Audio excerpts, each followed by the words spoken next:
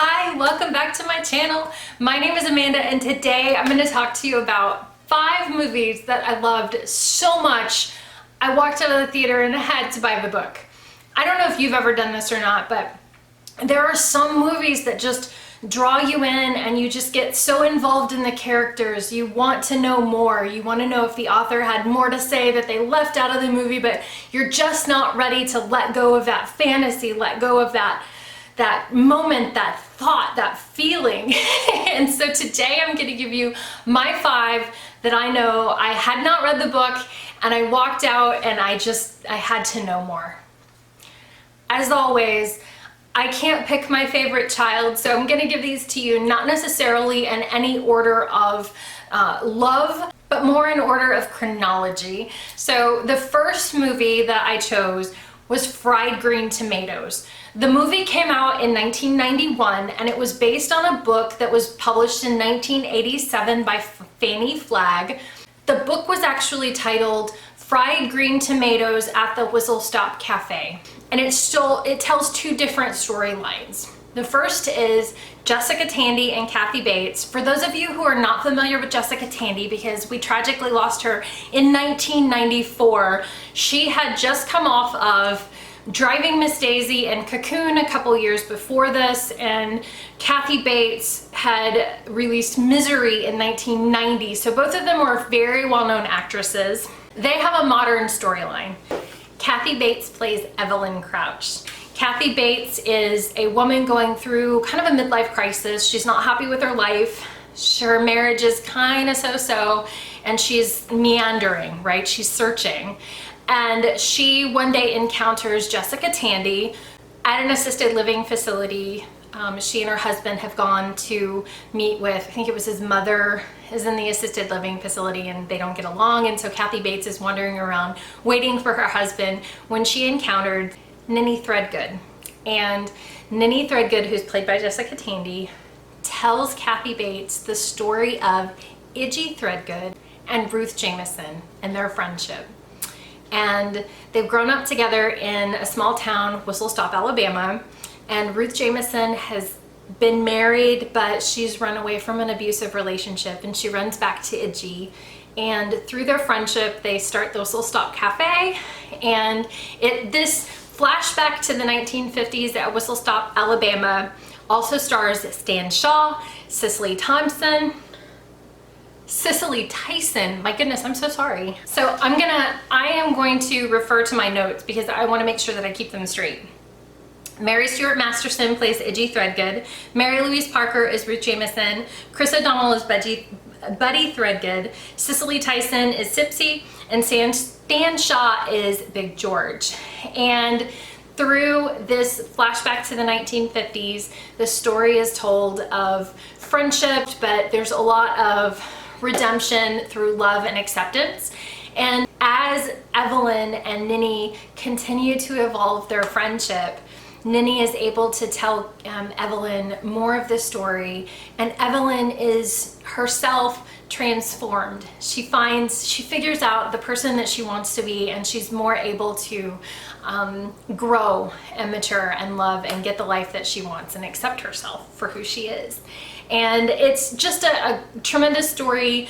A lot of the nuances of it, I would say, because I was a little bit young in 1991 when this was released, so a lot of the nuances were a little bit over my head.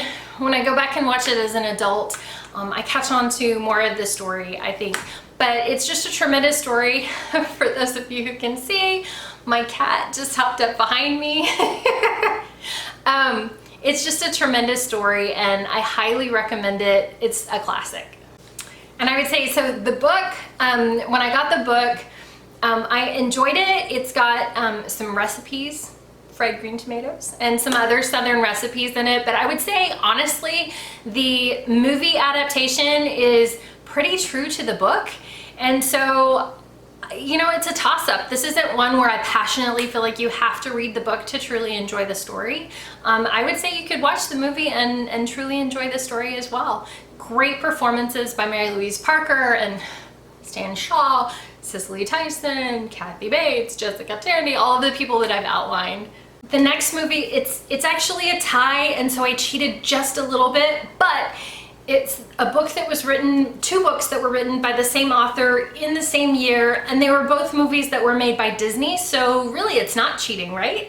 And that's The Three Musketeers and The Count of Monte Cristo by Alexandre Dumas. And yes, I know he is French, and I am absolutely butchering it by my American English accent, so my apologies, but they're tremendous stories written by Alexandre Dumas. And when Disney published these movies, they did take some liberties. The first movie that I loved was actually in 1993, and it was The Three Musketeers. Charlie Sheen plays Aramis, Kiefer Sutherland plays Athos, and Oliver Platt plays Porthos, and of course Chris O'Donnell plays D'Artagnan. And in this adaptation, I would say Disney took some liberties to make it a little bit less dark. They tried to make it a little bit more humorous, and in doing so they turned a little bit of the sexuality, a little bit of the affairs, the particularly extramarital affairs, they turned those into more humorous nods, and a little bit less to the actual story. They also, of course, it's a tremendous book, and it's quite a lengthy book, and they turned it into a 90-something minute movie. And so you have to leave a lot by the wayside. The ending is also just a smidgen different, but in true Disney format, it is at the end friendship and unity, and they save the day, and it's amazing. And of course, who can forget Tim Curry as Cardinal Richelieu, which I almost forgot to mention, but Tim Curry is one of my favorites. I'm gonna say this all the time, by the way, because all of these actors are truly my favorites. They're tremendous, and the cast was really fun. The story, the Disney version of the story, I would say anyone that truly loves the Dumas version of Three Musketeers is going to hate this adaptation. I found it to be quite a fun adventure, and I totally recommend it. The 1993 version, there actually was another adaptation in 2011, had Orlando Bloom and Luke Evans in it. I haven't seen that one, but I'm sure it's tremendous as well. But I would totally recommend the 1993 version with Charlie Sheen before he got weird. The next one is The Count of Monte Cristo. And this version, The Count of Monte Cristo, it was also written in 1844 by Alexandre Dumas. The movie adaptation was created in 2000, or was released in 2002, and true to Disney format, it also sort of glosses over a lot of the nuance, a lot of the probably darker parts of the story. It stars Jim Caviezel as Edmond Dantes, Guy Pearce as Ferdinand, and Edmond and Ferdinand are supposed to be best friends. Edmond is on the eve of his wedding to the lovely Mercedes, and Ferdinand, who is seething with jealousy, helped frame Edmond for a crime, and Edmond is sent to prison.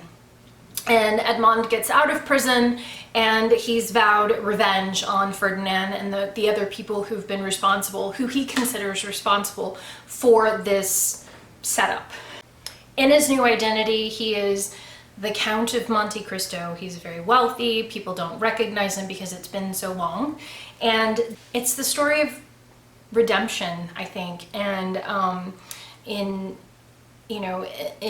allowing revenge and allowing bitterness to corrupt yourself, and then finding redemption from that. And I think the book actually ends with a final thought, quote, "All human wisdom is contained in these two words, wait and hope." And so the Disney adaptation does take some liberties with Mercedes and Edmond's relationship, whereas the book, I think, gives it some finality. I don't want to spoil it, but the Disney version is a lot more tra-la-la-la-la, we're together at the end and everything's happy and wonderful and we've all moved on. The book is a little bit darker, but again ends with wait and hope and that redemption. So I truly enjoyed it, and who wouldn't get a kick out of seeing Henry Cavill in 2002 when he was still a young lad. My next movie that I had not read the book is actually the Lord of the Rings trilogy. I am not gonna lie, so the Lord of the Rings, it was released 19 years ago, y'all. 19 years, I cannot believe it's that old. It feels like yesterday. But I actually waited till Return of the King came out to see all three movies in sequential order. I loved it so much that I had to buy the book, and I'm not gonna lie, I made it to here, which is page 623, so it's about halfway through. I made it through Tom Bombadil, so that's saying it, but I would say Tolkien, just there are so many details that he has in the book that I felt kind of bogged the story down. Peter Jackson's adaptation was tremendous. He did such a nice job, and I think for a movie that's almost 20 years old, I would say the CGI, the story, the acting, everything has aged very, very well. And I still love to binge on the reruns when I'm at home and it's raining outside and I don't have anything else to do. The next movie adaptation that I had to buy the book, I haven't actually read the book yet, but this is Boy Erased by Gerard Connolly. The book itself was written and published in 2016. The movie was released in 2018, and to be honest, I did not see this movie when it was out in the theaters. I actually didn't find it until I was at home in COVID quarantine, and it came on TV, or it came on one of the movie channels to which I subscribe, and I was absolutely enthralled in the story.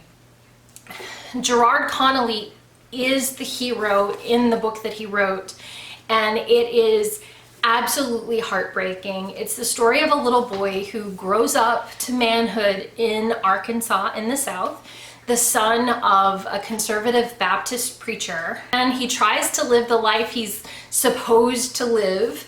He has a girlfriend in high school, he plays sports, he does all of the things that he's supposed to do, but he's hiding the secret.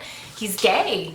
And when he goes to college, he encounters someone else who's also closeted, and unfortunately, he's outed by that someone. That someone betrays him. And so his family, when he's 19 years old, finds out that he's gay, and they decide to send him to conversion therapy. And this story is his story through conversion therapy. Now, this feels like the love child of Joel Edgerton. He adapted the book to a screenplay, he directed it, and he also stars in the movie. He plays the minister giving the conversion therapy classes. I'm gonna say classes loosely because we all know it's not really a class. And Nicole Kidman and Russell Crowe are absolutely phenomenal as this boy's parents. Russell Crowe, I don't really consider him a subtle actor, but he does a really good job of the subtleties of his Christian faith and his deep-seated belief that homosexuality is truly wrong. And Nicole Kidman, oh my gosh, she's amazing. She's got the Southern bouffant hair and the tips, and when I saw her, I thought, great, she's gonna do a caricature of the Southern mother. Growing up in the South, I have seen this in Hollywood a lot, where it's more of a caricature of the Southern mother, but I think she blew it out of the water. She is torn between the love of her son and the support that she wants to give him, and being that sort of subservient wife to a Southern minister. And it's tremendous performance from her. The hero of the story is played by Lucas Hedges, with whom I wasn't terribly familiar before, but again, just really great job of showing a son who wants to be who he is, but he also doesn't want to risk the love and the support of his parents. He tries as hard as he can to be the son that his parents want him to be. And unfortunately, that son, being that son, would make them, or would make him, unhappy.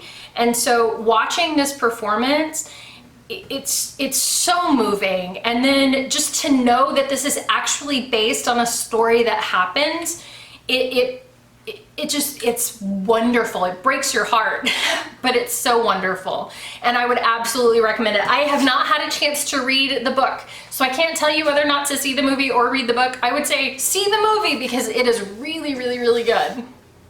And the last movie that I saw was actually just a couple of weeks ago that I had to buy the book. This is Motherless Brooklyn by Jonathan Latham, and I actually just received this book. I ordered it and I received it like the day before yesterday, so I haven't had a chance to read this either. This book too, this movie too, feels like a passion project by Edward Norton. He too adapted the book to a screenplay. He's the director and he also stars in this movie. He stars as a man with an orphan with Tourette's in the 1950s in New York, who works for a mobster. He's like a low-level guy working for a mobster who's murdered. And he has to solve the murder of his boss, whom he looks up to as almost a father figure. That person is played by Bruce Willis. This movie also stars Alec Baldwin. It stars Willem Dafoe. It is a star-studded cast, and it just such a great job. The book itself, if you read the back, claims to be an homage to the classic detective tale. And I would say that the movie does a good job of that as well. Edward Norton, I would watch him watch paint dry. He's such a great actor. And so to watch his passion project, it's really, really fun. I would say it's just a gritty 1950s New York detective novel with the nuance of Edward Norton having the sort of tics and outbursts of someone who truly has Tourette's. So I am excited to read the book. Again, I can't make a recommendation, book or movie. I would say movie at this point, but I'm sure the book is going to be tremendous as well. So those are my 5, technically 6 picks for movies that I loved so much I had to buy the book. What are your favorites? I'll see you guys next time. Bye!